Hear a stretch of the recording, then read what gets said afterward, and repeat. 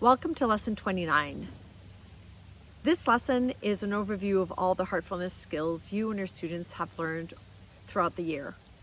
And the focus of this lesson is not only to provide an overview of all the skills, the heartfulness skills, but also understand why is it important to practice heartful living. So you'll have an opportunity, much like you've done last week, to review all of the different animals that taught us how to be more heartful, and to have the students remember the various skills that they've learned this year that allow them to experience heartfulness.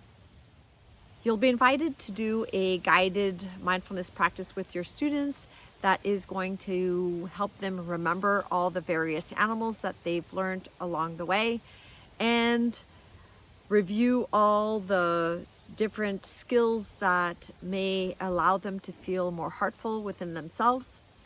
And after you've done your practice, I'm inviting you to ask your students which practices have helped them the best, or which animal has helped them the best to be more heartful within themselves, or at school or at home.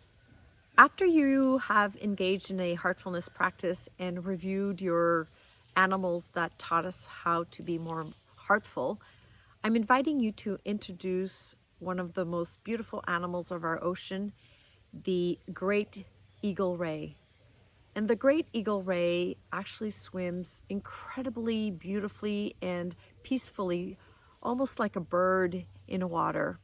So it swims and it flaps its wings like a bird, and it's the analogy of being the eagle of our oceans.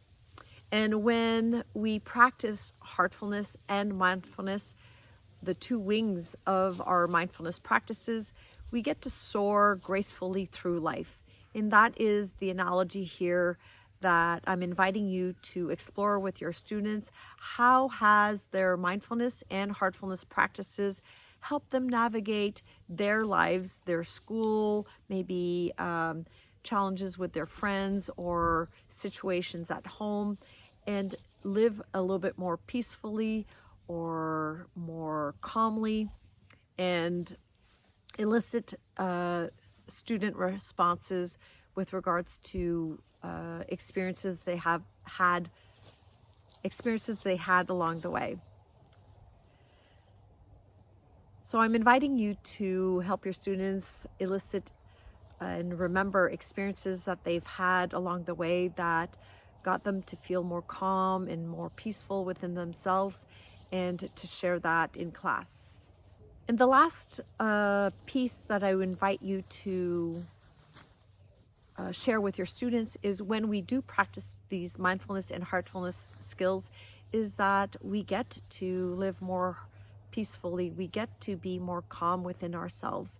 And therefore it's an invitation for your students to continue practicing that over the course of the summer, or even next year in subsequent years, and that they now have the skills and they have the practices that, if they wish, they can continue practicing on their own. And so enjoy this lesson, enjoy the review, and have a great week. And I'll see you next week for one of our last classes of the year. Cheers. Bye.